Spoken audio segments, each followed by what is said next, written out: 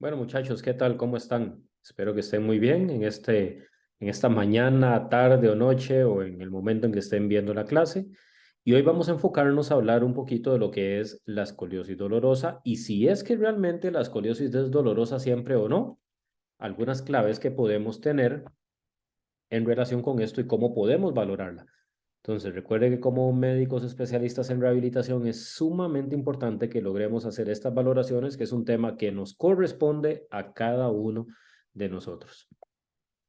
Mi nombre es Edgar Mora Montoya, médico especialista en medicina física y rehabilitación, por si acaso, ¿verdad? También a los que no me conocen y esperamos ver esto. Entonces, ¿qué objetivos somos los que vamos a ver en esta mañana? Bueno, número uno, vamos a describir las causas más comunes de dolor por escoliosis, a cuáles pueden ser las causas, las probables etiologías que nos pueden llevar. Muy por encima vamos a hacer esto y explicar brevemente el manejo conservador de la escoliosis. No pretendemos tener una clase exhaustiva en detalle de la parte biomecánica, no es la idea, no es el tema que vamos a tratar en este momento, pero sí tener cuáles son las claves, sobre todo radiológicas y clínicas, que nos pueden guiar a pensar en una escoliosis dolorosa. Bien sabemos que las últimas guías de la SOSOR, ¿verdad? De la Sociedad de Manejo Conservador de la Escoliosis, salen publicadas en el 2016 y estas guías nos hacen las recomendaciones, nos tratan de dar un parámetro o una guía adecuada para el manejo de las escoliosis idiopáticas, en este caso del adolescente, pero incluye algunas también de las infantiles y de las juveniles y algunas del adulto también. Es importante saber siempre y tener en cuenta que son guías, no pretenden abarcar la complejidad del acto médico, pero sí por lo menos guiarnos en la toma de decisiones. Así que siempre es una excelente oportunidad ojearlas, conocerlas y tenerlas al tanto nuestros. Pero además también tenemos la forma en que podemos investigar, es decir, los parámetros que nos pueden determinar cuáles son los estudios de calidad o cuáles son los requisitos que tenemos para considerar un estudio de buena calidad. Y no podemos olvidar también la página de la SRS, la Sociedad de Investigación de la Escoliosis, donde podemos encontrar diversos temas que nos van a guiar en el manejo. En este les pongo lo que es el manual de Corsés, pero existen muchísimas herramientas que tenemos a disposición. Así que nos sobra de dónde tomar, así que hay que aprovecharlo, muchachos. Volviendo a las guías de la SOSOR. Entonces, las guías de la SOSOR nos dicen que hay cuatro grandes pilares a la hora de manejar la escoliosis. Número uno, y es lo que probablemente nos venga o es la inquietud, nuestro mayor inquietud es detener la progresión de la curva o en algunos casos incluso reducir la magnitud de esa curva. Número dos, evitar la disfunción respiratoria, es decir, aquella alteración respiratoria que generalmente es derivada de las curvas más grandes, es parte de nuestros objetivos. Ojo, ¿verdad? Este es uno de los objetivos que probablemente ha ido cayendo más en, en una menor recomendación en el sentido de que son escasas o son incluso raras las escoliosis que van a producirnos una disfunción respiratoria real. Ojo, no quiere decir que no tengamos que tratar además la parte respiratoria. Hay que hacerlo así, pero por dicha son poquitas las escoliosis que nos van a llevar a esto y son generalmente escoliosis de una gran magnitud. Y lo que nos viene al día de hoy, que es prevenir los síndromes dolorosos espinales, cuáles que pueden derivar de la escoliosis. Y número cuatro, pero no menos importante, y probablemente sea la causa que más nos consultan los padres y los muchachos, es mejorar la estética a través de la corrección postural. Generalmente nos vienen consultando por esa alteración estética que presentan. Entonces, ¿qué podemos decir? ¿Duele la escoliosis? ¿Será que duele realmente? Bueno, el doctor Weinstein hace estudios hace años atrás, ¿verdad? Y lo que se da cuenta es que sí, la escoliosis puede doler. No duele siempre, pero sí puede doler. ¿Cuándo duele? No es en la adolescencia, raramente duele en la adolescencia. Generalmente empieza el dolor entre los 20 y los 30 años. Recuerden que hay toda una biomecánica alterada, ¿verdad? Empezando desde la lordotización de la cifosis, después la alteración del eje coronal, es decir, la rotación vertebral que se va a dar y posteriormente la desviación del eje coronal. Después de todo esto, todos estos cambios que van a llevarnos en la parte biomecánica, ¿verdad? Desde el disco intervertebral, los ligamentos que acompañan y todo lo que es el soporte muscular, va a empezar a generar dolor en nuestros pacientes que pueden llegar incluso a síndromes radiculares también. Entonces, empieza a doler generalmente entre los 20 y los 30 años. Tiene 3 veces mayor prevalencia en la población que tiene escoliosis en comparación con la población que no presenta escoliosis. Y no solo eso, sino que además la presentación del dolor severo es 20 veces mayor. La incidencia es 20 veces mayor. Vean la importancia que tiene esto. Y el origen es multifactorial. No se debe en sí a la curva como tal, o a la curva solamente en el eje coronal, sino a ese complejo o a esa compleja fisiopatología que tiene la escoliosis. Así que vamos a tener dolor combinado desde la alteración, ¿verdad? O la activación más bien de los nociceptores a nivel del disco intervertebral, a nivel de los ligamentos, a nivel de la región muscular también, combinado con posibles dolores también a nivel nociceptivo o neuropático o mixto a la vez. Es un origen multifactorial. Y una cosa importante que muchas veces olvidamos y que no tomamos en cuenta es que en adultos el plano sagital influye aún más. El síndrome de dorso plano, la cifosis toracolumbar, o sea, la inversión de la lordosis lumbar o la rectificación lumbar o el cambio en la pelvis también. Todo este eje sagital influye más en el adulto y muchas veces no le damos la importancia que deberíamos darle. No hacemos la valoración de forma adecuada. Así que es nuestro deber hacerlo no solo en el eje coronal, sino también, y sobre todo cuando hay dolor, en el eje sagital. Entonces, ¿cuáles son las causas de dolor? Radiológicamente hablando, podemos tener básicamente, o más bien, ¿verdad? Claves que nos pueden orientar. Una de ellas es la presencia de olistesis. ¿Qué es una olistesis? Es la desviación que se va a presentar de una vértebra, ¿verdad?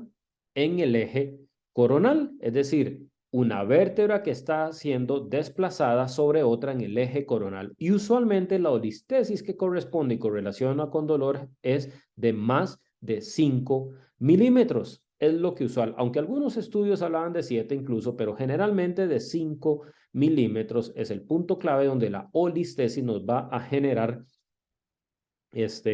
la alteración biomecánica que nos va a generar dolor. Entonces, recuerden que si vemos presencia de listesis en el eje coronal, ¿verdad? Es como ver una listesis del eje sagital, pero estamos viendo una listesis en el eje coronal, es un predictor de dolor. Pero además, la oblicuidad de L3 y L4, como podemos ver en la imagen, esa oblicuidad también es un predictor de dolor. Esa oblicuidad que se va a presentar y que está aumentada en L3 y L4 es un predictor de dolor. Pero además, la pérdida o la rectificación de la lordosis lumbar o incluso cuando tenemos un aumento de la cifosis toracolumbar. Es decir, pacientes que presentan una cifosis toracolumbar es un predictor de dolor. Recuerden que estamos cambiando la biomecánica radicalmente. Estamos invirtiendo las curvas fisiológicas cuando sucede esto. Son predictores de dolor que se han demostrado y que Schwab en sus estudios demuestra como los principales predictores de dolor en escoliosis idiopática. En este caso del adulto, porque como les mencionaba anteriormente, aparece generalmente entre los 20 y los 30 años. Entonces, ¿qué es lo que hace Schwab? Resulta que Schwab lo que dice, bueno, hagamos una clasificación y después de que existían algunas que trataban de predecir e incluso hacer un plan quirúrgico para los pacientes, porque muchos de estos terminan siendo quirúrgicos, Schwab empieza a decir, bueno, vamos a hacer una clasificación y esta clasificación se basa básicamente en dos parámetros. Uno, el parámetro coronal y el segundo es el parámetro sagital.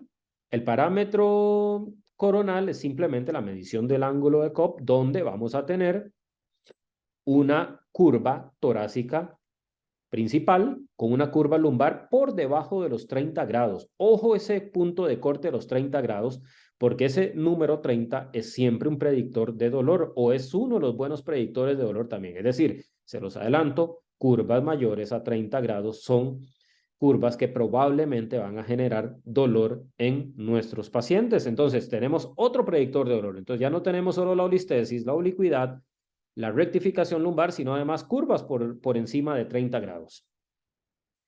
Entonces, tenemos una curva torácica con una lumbar, una remanente, una secundaria menor a 30 grados.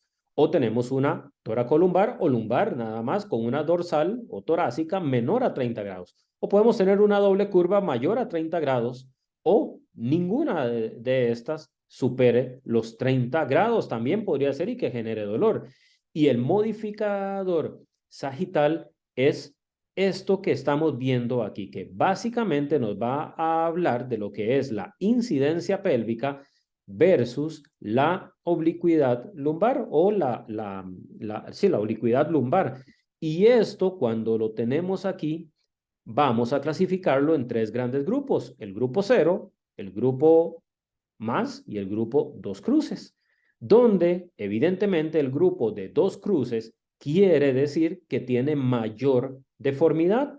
Asimismo, el alineamiento global, donde vamos a tener que el eje sagital o el eje de la plomada sagital va a clasificarse en tres grandes grupos igual: el 0, el más y el 2X, donde el 2X es el más grave, donde estamos viendo que el eje es por encima de los 9.5 centímetros. ¿Qué quiere decir esto? Que a la hora de hacer nuestra plomada de C7 hasta el platillo de S2, ¿verdad? Punto medio, la desviación que se está dando supera los 9.5 centímetros.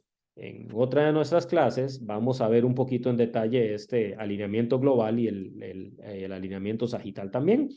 Además, lo que es la basculación pélvica. Cuando esa basculación pélvica es menor a 20 grados se considera normal, pero cuando la basculación pélvica supera los 30 grados estamos hablando de una deformidad marcada. Entonces Schwab dice: podemos tener esto y estos son nuestros predictores de dolor. Ojo que nuestros predictores de dolor básicamente se mueven en el eje sagital. Entonces vean la importancia del eje sagital, de medir y de ver clínicamente, porque incluso podemos hacer la medición del índice sagital clínicamente con las flechas que ya han visto ustedes también en las mediciones, ¿verdad? Con una simple plomada y una regla común y corriente podemos medirla y clínicamente hacer una buena correlación de esto. Ok, pero ¿qué pasa con los adolescentes? Porque Schwab aplica para adultos, pero adolescentes, ¿qué pasa con los adolescentes? Bueno, lo que se ha visto es que a los adolescentes prácticamente nunca les duele la espalda, prácticamente nunca tienen dolor ni dorsal ni lumbar, prácticamente no hay, es decir, hay una poca asociación de dolor con la esclerosis idiopática en el adolescente. Y como vimos anteriormente, el problema es en la edad adulta, con curvas mayores a 30 grados prácticamente siempre. Este es el punto de corte, 30 grados. Signos de alarma, repetimos, curvas mayores a 30 grados. Repito, olistesis de más de 5 milímetros. Repito, oblicuidad de L3, L4, rectificación lumbar o una cifosis toracolumbar o su equivalente, ¿verdad? También en el dorsal, que puede ser un dorso plano o algo similar, son signos de alarma y predictores de dolor en el adulto. Entonces, tenemos los predictores de dolor que los mencionamos anteriormente en esclerosis idiopática, pero si entramos ahora en el terreno de las escoliosis degenerativas, es decir, escoliosis que se deben a cambios degenerativos, ¿verdad? O artrósicos, no necesariamente idiopáticos, que vienen desde la adolescencia o desde la niñez, no necesariamente los parámetros cambian un poquito. Los más importantes van a ser la presencia de la olistesis y la oblicuidad de L3 y L4. Pero curiosamente, en las esclerosis degenerativas, en los estudios se ha visto que no correlaciona tanto la edad, ojo, aunque sí, generalmente es adultos mayores, cambios artrósicos, ¿verdad? No correlaciona la presencia de una listesis como tal para dolor, no correlaciona el ángulo de Cobb y no correlaciona tanto el balance sagital tampoco. Entonces, vean la diferencia entre una escoliosis degenerativa, que lo vamos a ver en otra clase, y en una idiopática.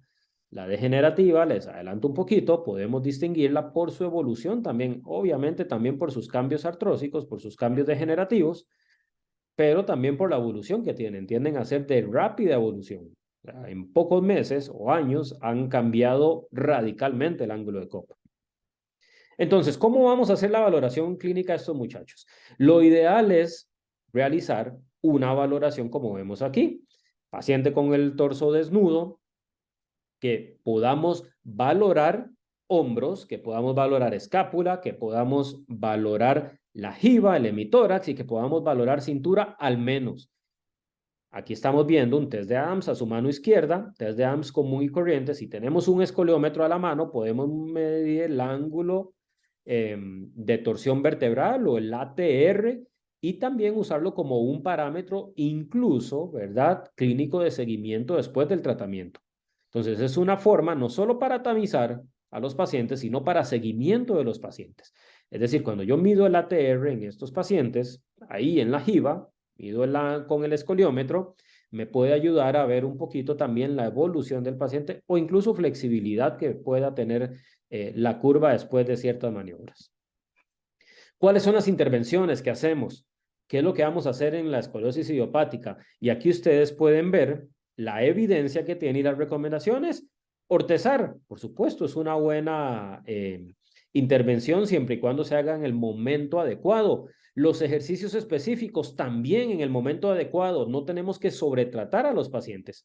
Es decir, no tenemos que enviar ejercicios específicos a un paciente con una curva muy pequeñita y tal vez incluso un paciente con una edad muy inmadura. Es decir, un paciente que no va a seguirnos bien indicaciones, que le va a costar mucho hacer los ejercicios y que tiene una curva pequeña, probablemente no es un buen candidato para estos ejercicios específicos, mucho menos para ortezarse. En otra clase lo veremos específicamente. Hay otros ejercicios que se hacen también con el corsé y existen otro tipo de tratamientos, ¿verdad? O intervenciones que podemos hacer que tienen un poquito, algunos cierta evidencia, otros no tienen gran evidencia. Les resumo rápidamente. Otros tratamientos, ahí van todo tipo, ¿verdad? Desde la parte de acupuntura, que ha demostrado tal vez un poquito de mejora en la parte de dolor. Los ejercicios respiratorios no han demostrado mayor evolución en lo que es ángulo de COP, en lo que es la parte estética, pero son importantes complementarlos, ¿verdad? Como parte del tratamiento para fortalecer toda esta zona, ¿verdad? Y por supuesto en curvas grandes también. Las actividades deportivas tampoco han demostrado ninguna ser efectiva en el manejo, ni la natación, ¿verdad? Que hay como un mito con la natación, no ha demostrado tener ningún tipo de efectividad para el manejo de la escoliosis. Por supuesto que con la parte cardiovascular y de fuerza, pues sí. Y la valoración que tenemos que hacer con el paciente y la observación como tal. Entonces, en nuestras intervenciones, repetimos, esto es lo que vamos a realizar. Ahora, ¿para qué nos sirven los ejercicios? Los ejercicios podemos indicarlos en los pacientes con curvas usualmente moderadas. En curvas severas, la evidencia es muy pobre, parecen no ser tan efectivos, y en curvas leves, parecen no ser tan efectivos tampoco.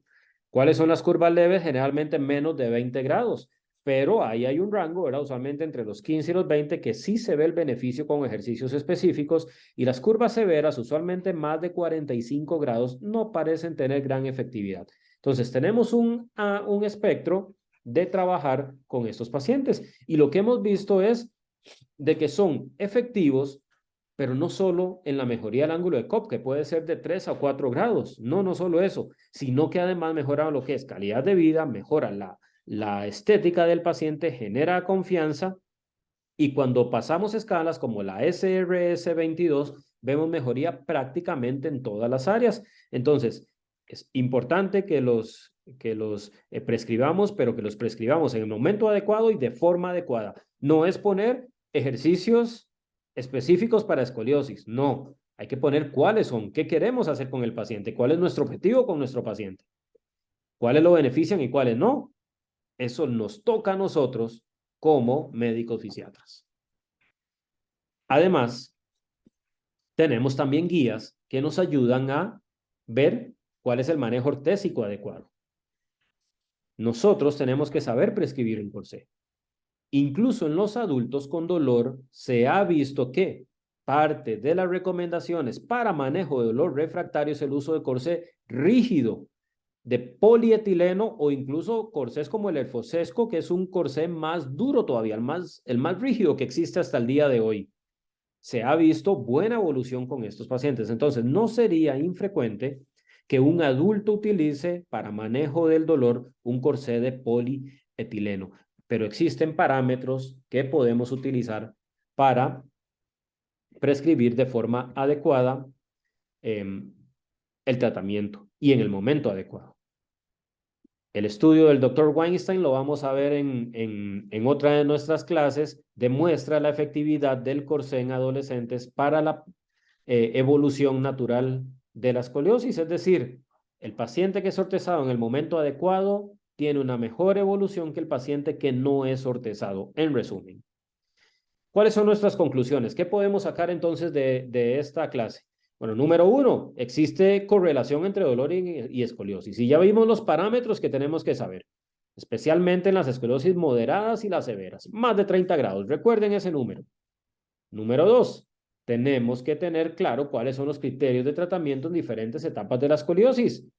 Escoliosis de un niño, de un adolescente, la manejamos diferente a la de un adulto, no solo en la parte de observación, sino también en la prescripción, y también influye el ángulo de Cobb y las intervenciones que vamos a tener.